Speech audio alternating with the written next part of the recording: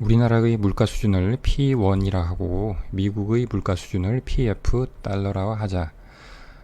우리나라의 실질 이자율을 스몰 r이라 하고 미국의 실질 이자율을 스몰 rf라고 하자. 우리나라와 미국 사이의 환율 결정과 관련된 논의들 중 옳은 것만을 모두 고르면 단 여기서 환율은 원달러 환율을 의미한다.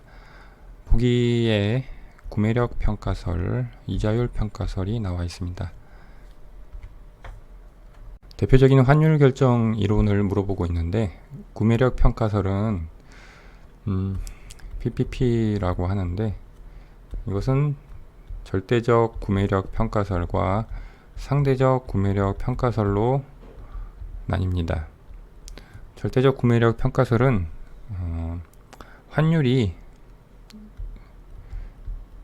두 국가 간의 물가 순위 비율에 의해서 결정된다고 하는 이론입니다. 그리고 상대적 구매력 평가설은 이것을 변화율의 식으로 변형한 식입니다. 그래서 양변의 자연 대수를 취해서 시간 t에 대해서 미분하면 환율의 변화율이 국내의 물가 상승률 마이너스 해외의 물가 상승률의 모습을 가지게 됩니다.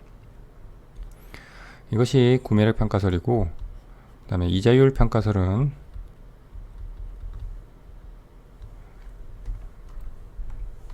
IRP라고 하는데 이자율 평가죠. 이것은 이 구매력 평가가 경상거래, 즉 국가 간의 상품 거래에서 물가와 환율 간의 관계를 나타내는 그러한 식이라고 하면은 이자율 평가는 국제 자본 거래에서 자본 이동이 국가 간에 자유로울 경우에 이자율과 환율 간의 관계를 나타낸 식입니다.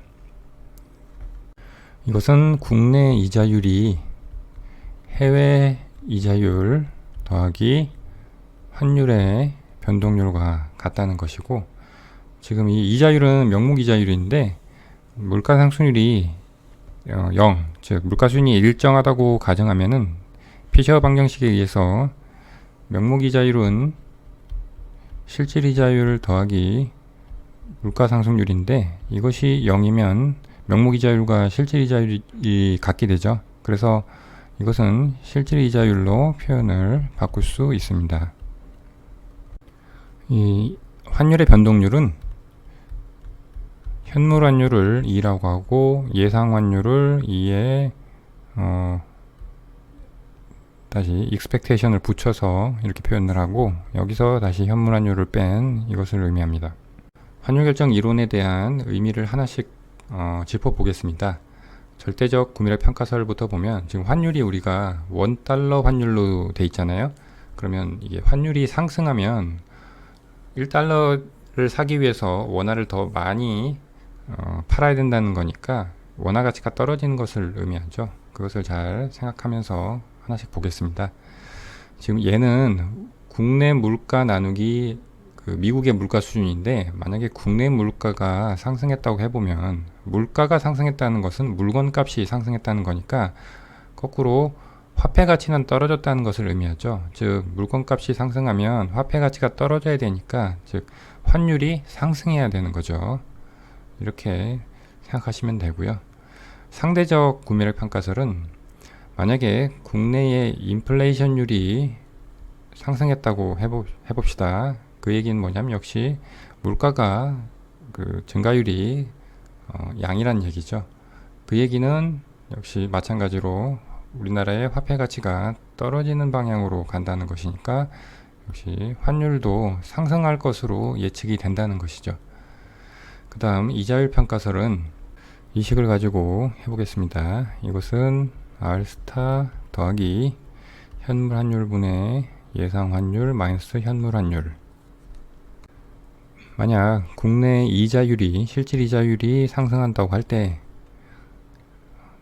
다른 조건들, 예를 들면 미국의 실질 이자율이라던가 현재 현물 환율이 변하지 않는 상태라면 결국 예상 환율이 상승해야 균형이 맞춰지겠죠. 이런 배경 지식을 가지고 우리는 보기를 하나씩 살펴보겠습니다. 기억 구매력 평가설에 따르면 환율은 물가 수준의 비율로 결정된다. 국내 물가 나누기 해외 물가죠. 아까 우리가 정의대로 지금 기술하고 있죠. 기억은 맞는 복이고요. 니은 구매력 평가설에 따르면 국내 물가 상승률이 미국의 물가 상승률보다 클 경우 환율은 하락한다. 이것은 상대적 구매력 평가설을 가지고 보는 것으로 국내 물가 상승률이 미국보다 크니까 이것은 0보다 크게 되고 그러면 환율은 상승이 예상되죠. 그런데 환율은 하락한다고 했으니까 틀린 보기가 되겠습니다. 디귿 이자율 평가설에 따르면 해외 시장 이자율이 더 클 경우 즉 우변이 더 클 경우 다른 조건이 일정할 때 미래 환율은 어떻게 될 것인가. 지금 이 식에서 이 해외 이자율이 상승했습니다. 그런데 다른 조건이 일정할 때 국내 이자율은 불변 그리고 현재 현물 환율도 불변일 때 이것이 균형이 되려면 이것이 하락해야 되죠. 즉 미래 환율은 하락할 것이 예상돼야 되니까 이것은 틀린 보기가 되겠습니다.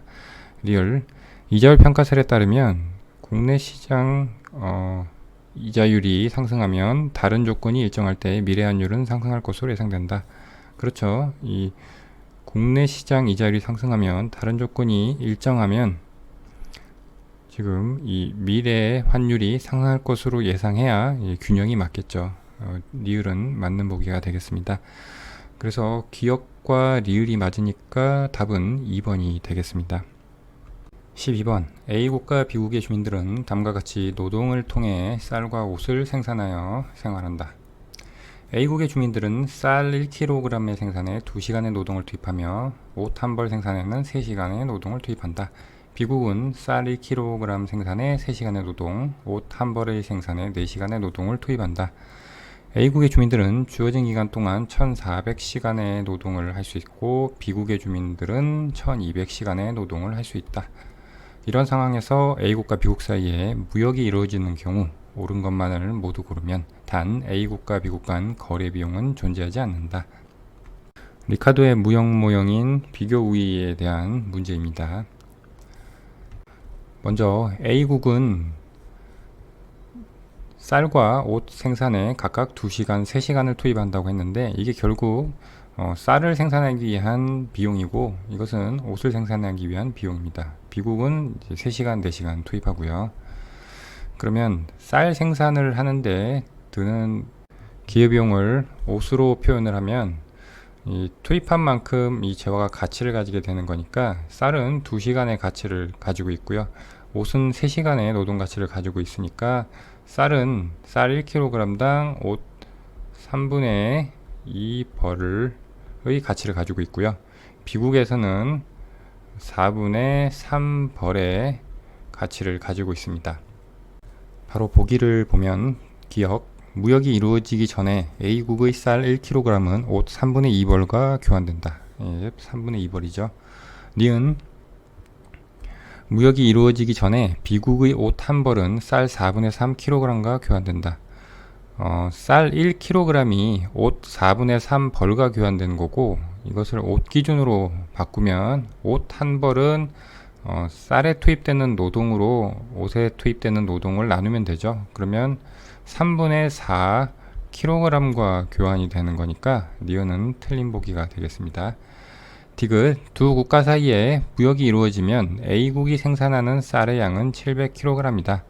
무역은 비교 우위를 가지고 있는 재화에 완전 특화해서 그 재화만 생산해서 무역을 하게 되는데 지금 옷의 그 단위로 나타낸 쌀 생산의 기회비용이 A국은 3분의 2벌이고 B국은 4분의 3벌인데 지금 A국이 더 작죠.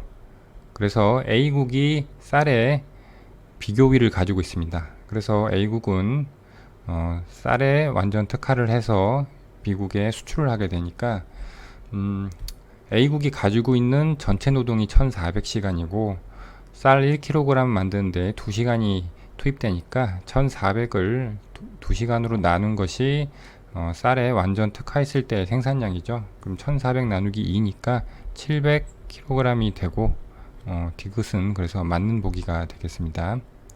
리을 두 국가 사이에 무역이 이루어지면 쌀 1kg은 최대 옷 3분의 2벌과 교환될 수 있다.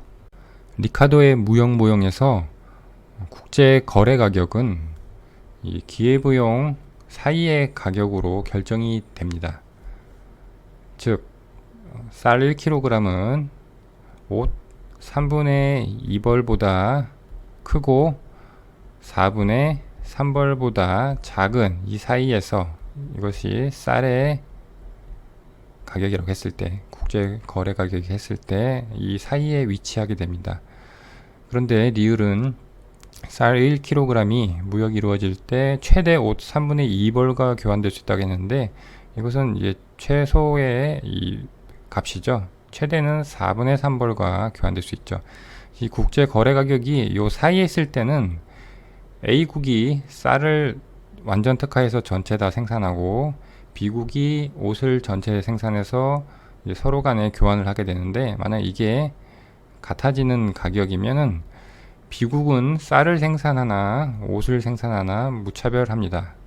그런데 A국은 무조건 쌀을 생산하는 것이 이득이죠. 그래서 B국은 불완전 특화가 되는데, 그래도 거래가 이루어질 때 역시 쌀 1kg의 최대 가격은 옷 4분의 3벌이 되죠. 그래서 리을은 틀린 보기가 되겠습니다. 문제에서 옳은 것만을 고르라고 했으니까 기역과 디귿을 가리키고 있는 1번이 답이 되겠습니다.